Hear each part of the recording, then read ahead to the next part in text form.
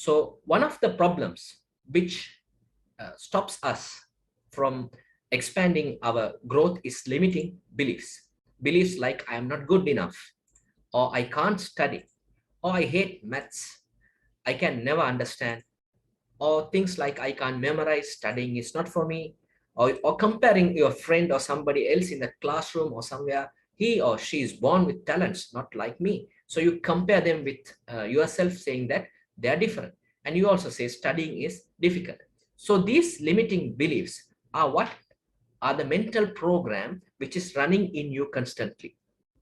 Things like I'm not good enough, oh it's very difficult, oh it's hard, I don't understand this chapter, I think I am not good in understanding. Or some people say I'm not good in memorizing, or I'm not good in writing, I'm not good in drawing. You hear these words every time. So what should you do? If you keep having this self-talk within yourself, you know, self-talk is the most important part of programming your mental program. So if you are repeating these words, what do you imagine would happen to you?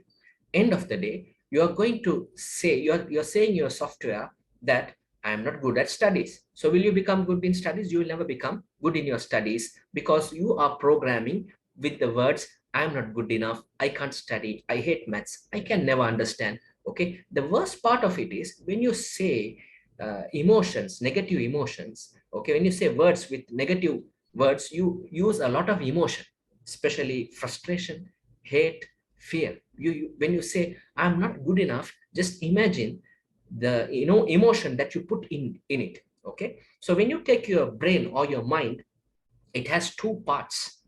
One part is the inner mind, or you can call it the subconscious mind, and another part is the conscious mind. The conscious mind is your frontal lobe, okay, which does the judgment, which does the conscious thinking, and which makes decisions of right and wrong. Okay. So when you are emotionally charged, what happens is your brain your brain's conscious center doesn't function. So you are having fear and you are having hatred.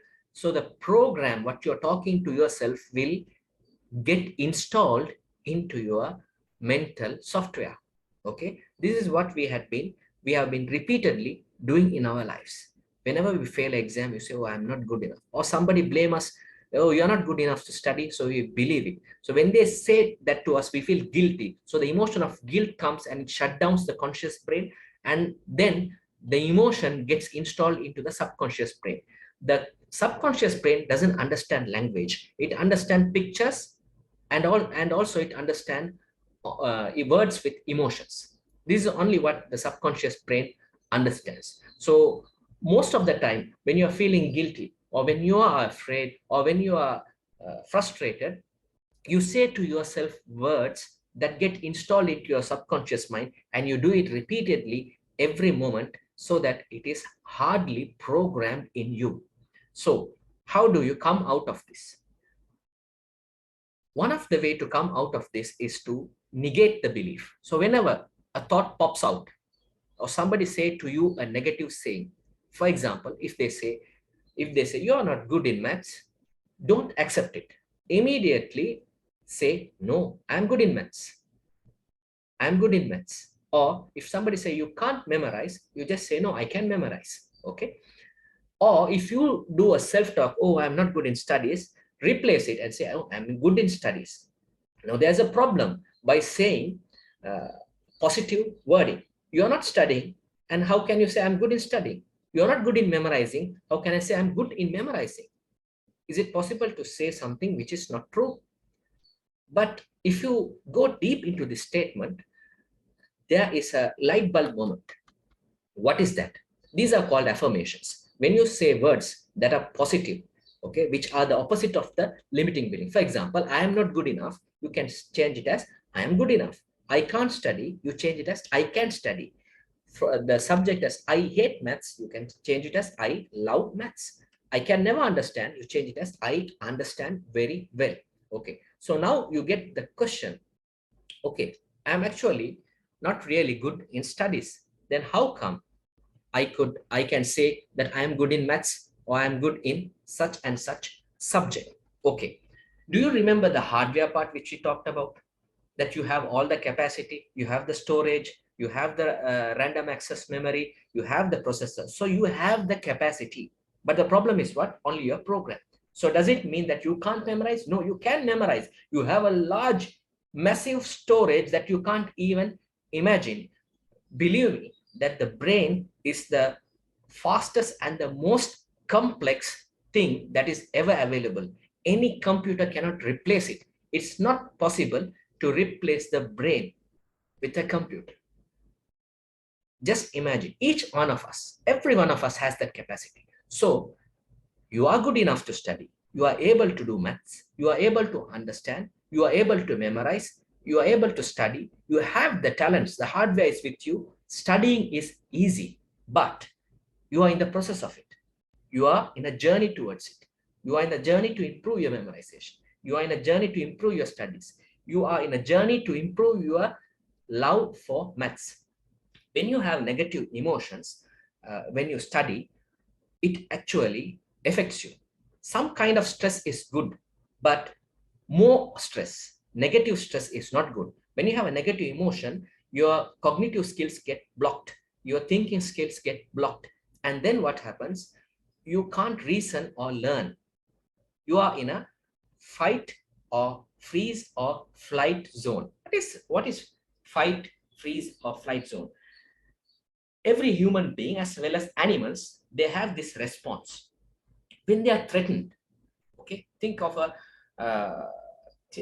a deer which is grazing in the forest, and suddenly they are surrounded by a group of lions.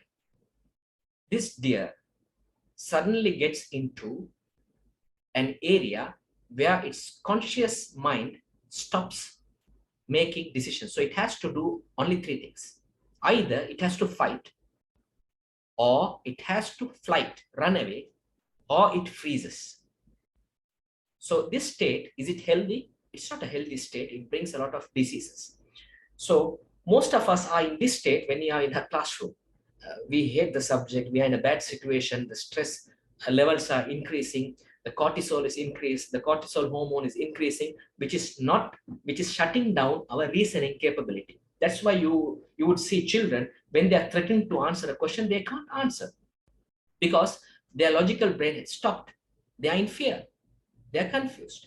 Have you seen yourself in situations when when you were shocked due to some life event, somebody passed away or some relationship issues? On that day, you are not able to make right decisions. You make logically wrong decisions, and you are not able to concentrate and learn. So emotions play a very important part, because it will boost your subconscious mind to do well, or the mental program to do well, or it will be installing so much of bad mental program. That's why when many people are down in life, there is hell a lot of energy, hell a lot of emotions involved, that a person can use it either to destroy himself and take him to the road of suicide, or he can use that emotion positively to charge his life and reach to the top.